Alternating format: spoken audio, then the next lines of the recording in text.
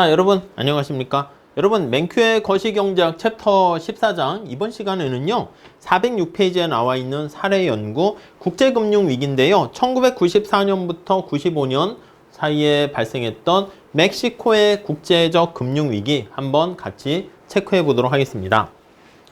자, 1994년에 멕시코 같은 경우에 8월 멕시코의 페소화라고 합니다. 페소화. 멕시코 통화의 가치가 폭락하게 되는 결과를 초래하게 됩니다. 거기 보니까 30센트의 가치가 있었는데 1년 이후에는 16센트 가치밖에 없게 됐어. 그러니까 통화 가치가 이렇게 폭락하게 된 것이죠. 폭락. 이렇게요. 달러와 비교해 봤을 때 자, 폭락을 과연 무엇으로 이걸 설명할 수 있을까? 왜?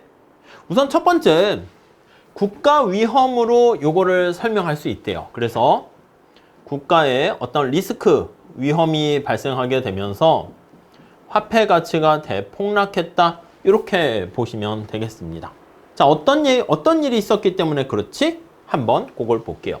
자, 우선 먼저 멕시코는요, 94년 초에 요때만 해도 이 폭락하기 전까지도 전도 유망한 발전 가능성이 되게 높은 그런 국가 중에 하나였습니다. 그래서 부상하는 국가에서 떠오르는 부상하는 꿈 많은 국가였죠. 자, 특히 거기 보니까 두 번째 단락에 나프타죠. 북미 자유무역 협정이 체결되면서 나프타에 이제 조인을 하게 된 거야. 나프타에 조인. 이 나프타에는 어떤 나라가 조인이죠? 어떤 나라가 이제 들어가 있었습니까? 하면요. 미국을 중심으로 북미 관련된 캐나다, 멕시코 뭐 이렇게 있는 거죠. 그래서 미국, 캐나다, 멕시코 이렇게 얘네들이 하나의 지역적인 경제 동맹을 유지했습니다. 자, 무역 장벽을 없애는 거지. 자유무역을 추구하는 것입니다. 그래서 여기 나와 있는 나프타에 조인하게 되면서 자유무역을 하게 되고 어차피 인접한 국가들이고요. 그래서 장벽을 제거하는 거야. 무역에 대한 장벽을 제거했다. 네, 이렇게 보시면 되겠습니다. 오케이? 자, 그래서 멕시코는 장래에 경제에 대한 장래 자신감 뿜뿜 이렇게 하고 있었대요.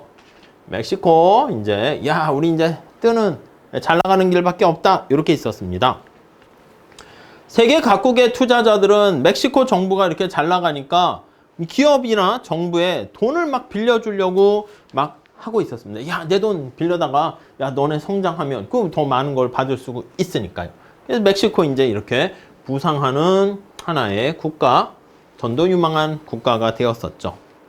자, 그런데 문제는 이렇게 위험이 발생했습니다. 도대체 어떤 위험이 발생했는데? 자, 세 번째 단락 볼게요. 정치적인 사태. 늘 언제나 정치적인 이런 문제가 경제를 망가뜨리게 되네요. 정치적인 사태가 발생하게 되었는데 어떤 정치적인 사태가 있었냐면 거기 보시면 멕시코 치아파스 지역에서 발생한 폭력적인 요소가 멕시코 지역 중에서 치아파스라는 지역이 있어요. 치아파스 여기에서 폭력 사태가 일어난 거야. 폭력 사태가 발생했습니다. 오케이? 여기까지 됐죠? 자, 그래서 폭력적인 요소가 멕시코 정치 상황이 불안전한 것처럼 보이게 되었고요. 어떤 폭력이었는데 유력한 대통령 후보자였던 루이스 도날도 콜로시오가 살해됐습니다. 그러니까 유력 대선 후보가 이렇게 살해가 된 거야. 돌아가시게 된 거죠. 이렇게 사망했습니다. 오케이? 자, 정치적 장래가 이거 뭐야? 대선 후보가 막 이렇게 사망할 정도가 되니까 이게 얼마나 정치적 상태가 극에 치닫게 되고 불안한 거 알 수가 있습니다. 자, 그렇기 때문에 이게 불확실성이 커지는 거야. 야, 이건 멕시코 못 믿겠는데 이러한 결과를 초래하게 됩니다. 그래서 국가 정치적인 상태가 불확실성이 커지게 되고요. 이러한 불확실성의 증대는 위험 할증으로 이어지게 되는 것입니다. 자, 그래서 거기 나와 있는 것처럼 우리 위험 할증 그것도 식에서 봤습니다. 할증으로 이렇게 연결이 되는 것이죠. 오케이? 이해 가시겠습니까? 자, 처음에 위험 할증이 증가해도 패소 가치에는 영향을 미치지 않았어요. 그래서 흐름 자체를 쭉 보시면 이렇게 있었는데 국가 위험 바로 간 건 아니고 초기에는 고정환율 제도를 유지했었어. 그러니까 처음에는 위험 할증이 있었는데 얘가 여기에는 별로 영향이 없었어요. 그래서 고정환율을 유지하고 있었죠. 그러니까 뭐 1페소가 여기 달러랑 했을 때 1대1로 교환된다고 그냥 가정할게요. 그래서 충분히 야 우리 1페소랑 1달러랑 교환해 줄 수 있어. 예를 들면 그렇게 했었단 말이야. 자, 그래서 중앙은행이 미리 정해진 비율로 외국 통화 달러와 페소의 교환을 약속했습니다. 그래서 만약에 야 1달러 가져오면 말이야 1페소라고 쓸게요. 페소 이렇게 해서 교환해 줄게. 간단하게 그냥 이렇게 합시다. 자, 중앙은행에서 뭐 정부에서 교환 비율을 딱 정해서 약속을 했습니다. 자, 위험 할증의 증대로 인해서 페소화 가치의 하락이 예상되는데 이걸로 고정 환율을 유지했어. 그래서 위험 할증이 되는데 사실 페소화 가치는 떨어지고 달러 가치가 올라가야 되는데 이걸 고정 환율을 유지하고 있었기 때문에 계속 이게 여기에 반영되지는 못했다. 이렇게 보시면 되겠습니다. 겉으로는. 자, 이렇게 되면은 거기 나와 있는 것처럼 국가의 위험 할증 증대가 페소 가치의 하락을 예상시켜서 이렇게 떨어져야 되는데 그렇지 못한다. 이렇게 나와 있습니다.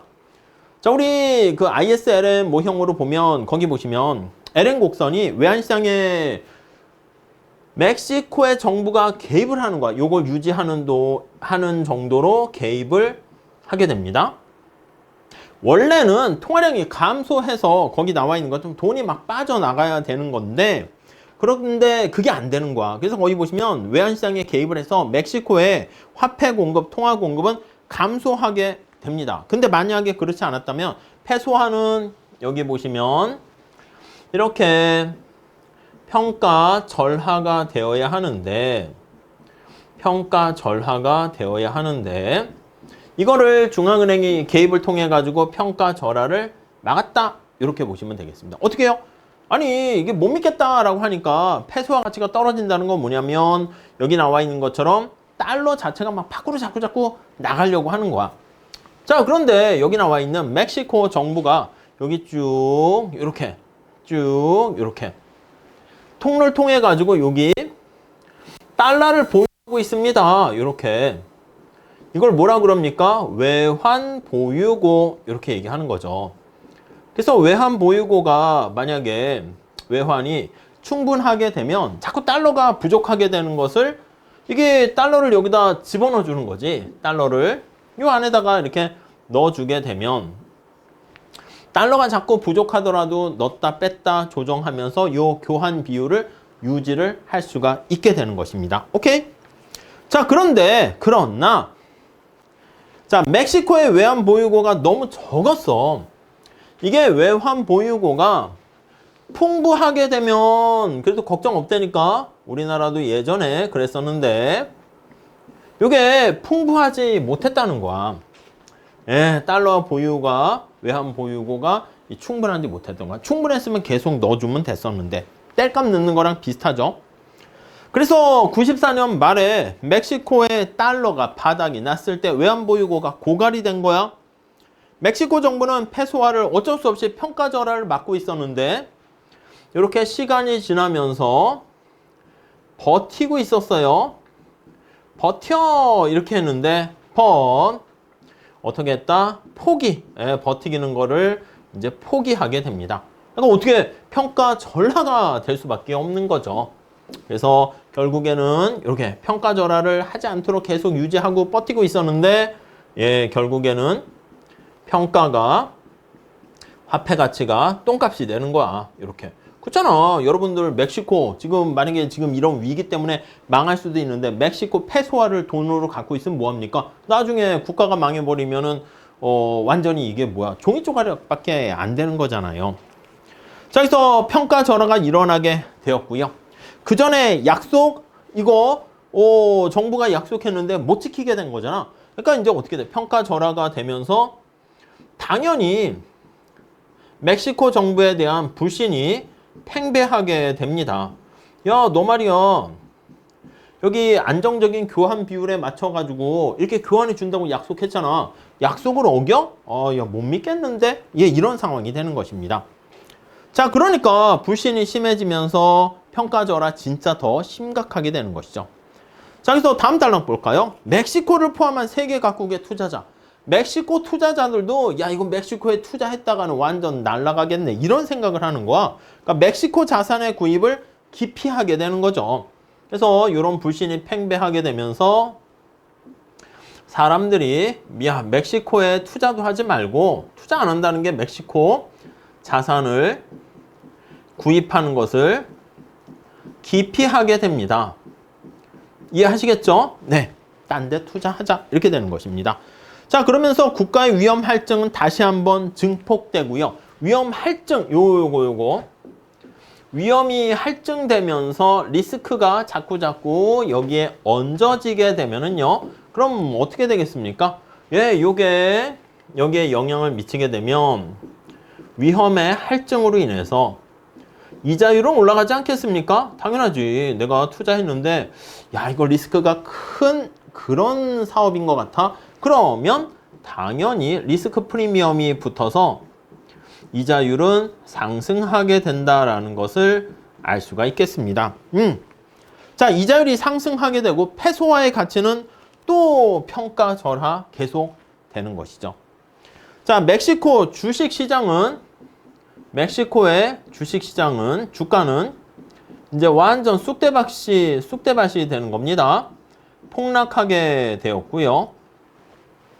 멕시코 정부는 만기가 도래하는 부채 일부를 연기할 필요성을 느꼈어. 아, 이거 만기 들어오는 거 이거 좀 연기를 했으면 하는데 투자자들은 안 돼. 만기 연장 안 해줄 거야. 이렇게요. 그래서 만기 연장도 실패하게 되고 그냥 갚어. 야, 너 못 믿겠어. 이렇게요. 그러니까 이게 뭐 어떻게 돈이 없는데 이거 제가 대출 받은 거 좀 이렇게 연장하면 안 됩니까? 개인적으로도 그러는데 은행에서 안 됩니다. 갚으세요. 다음 달에. 이렇게 되는 거야. 자, 그러다 보니까 돈이 없잖아. 채무불이행 뭐 이렇게 디폴트를 선언하는 거죠.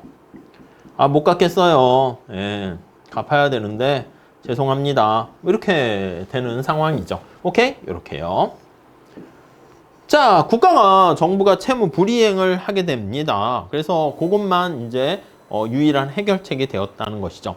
멕시코는 촉망받고 새로이 부상하는 경제에서 단지 몇 달 만에 이렇게 가면서 갑작스럽게 이렇게 나락으로 떨어지게 되는 것이죠. 자, 이때 어떻게 진짜 완전히 국가가 망할 위기에 처했었는데 다행인 게 여기 미국이 도와줍니다. 미국이 여기 달러가 부족했잖아. 외환보유고가. 미국이 헬프 해가지고 이제 도와주게 되는 것이죠. 자, 미국이 개입했습니다. 왜 개입을 했는가? 뭐 몇 가지 동기가 있네요. 왜 도와줬어? 미국아 한번 보시면 첫 번째 이유를 한번 볼까요? 자, 남쪽의 이웃 국가를 도와줘. 같이 인접한 국가 아니겠습니까? 그게 첫 번째. 다음 두 번째. 아니, 멕시코가 국가가 망해버리면 여기에 많은 이제 힘든 사람들이 난민들이 국경을 넘어서 미국으로 오게 될 수가 있잖아. 그러니까 그런 어떻게 보면 난민들이 넘어오는 것을 미국이 별로 좋아하지 않을 수 있겠죠. 그래서 대규모의 불법 이민을 방지하기 위해서 그런 것들도 있고, 그 다음 세 번째. 아니, 이렇게 불안함과 리스크 이런 것들은 또 전염성이 되게 강합니다. 그래서 투자자들의 비관주의가 다른 개발도상 국가라든가 뭐 그런 쪽으로 파급되는 것을 막기 위해서, 그래서 미국 정부는 IMF와 함께 멕시코 정부를 재정적으로 도와주려는 국제적인 노력을 주도하게 됩니다. 자, 만기가 도래하는 어떤 그런 부채 같은 것들을 만기를 연장하거나 부채를 갚을 수 있도록 도와주게 되었고요. 407페이지 가보시면 그렇게 미국이 IMF를 비롯해서 국제적으로 멕시코를 도와주게 되면서 이렇게 자, 위험 할증이 떨어지게 되는 거야. 여기 위험 할증이 자꾸 높아졌었는데 이 위험 할증을 떨어뜨리게 되는 것이고요. 자, 여기서 407페이지 세 번째 줄 볼게요. 미국에 의한 대부 보장은 우리가 보증을 서줄게 이렇게 하는 거야. 그 상황이 악화되는 것을 막을 수 있게 되었고요. 그런데 1994년, 95년에 멕시코에서 발생한 거기 보시면 폭락으로 인해 가지고 멕시코 국민들이 겪는 고통스러운 경험을 피할 수는 없는 거야. 고통을 어떻게 감내할 수밖에 없는 거죠. 페소화의 가치가 대폭 하락하게 되었고요. 엄청난 경기 침체, 물론 리스크 프리미엄은 어느 정도 위험에 대한 할증은 어느 정도 해소됐어. 옆에서 도와줬기 때문에. 근데 엄청난 경기 침체라는 고통을 감내할 수밖에 없게 되었다. 이렇게 보시면 되겠습니다. 자, 다행히 1990년대 말까지 총소득이 다시 성장하게 되면서 최악의 상황은 비껴나게 된 것처럼 보인다. 이렇게 나와 있습니다. 자, 맨큐 저자분께서는 이러한 멕시코의 사태를 봤을 때 교훈은 명백하다. 이렇게 나와 있습니다. 뭐 많은 나라들이 그런 것처럼 거기 보니까 이렇게 정치적인 측면에서 불안정이라는 것, 거기서 기인된 국가 위험에 리스크 프리미엄 위험 할증이 이렇게 붙여지게 되면은 소국 개방 경제 이자율과 환율에 그게 영향을 미치게 된다라는 거. 네, 그렇게 정리를 하시면 되겠습니다. 자, 이렇게 정리를 하시고요. 그 다음 94년도 멕시코에 여기 나와 있는 국제금융 위기 이후에 97년, 98년 아시아 국가의 국제금융 위기, 그걸 또 추가적으로 살펴보도록 하겠습니다. 자, 그건 다음 시간에 체크해 보도록 할게요. 감사합니다.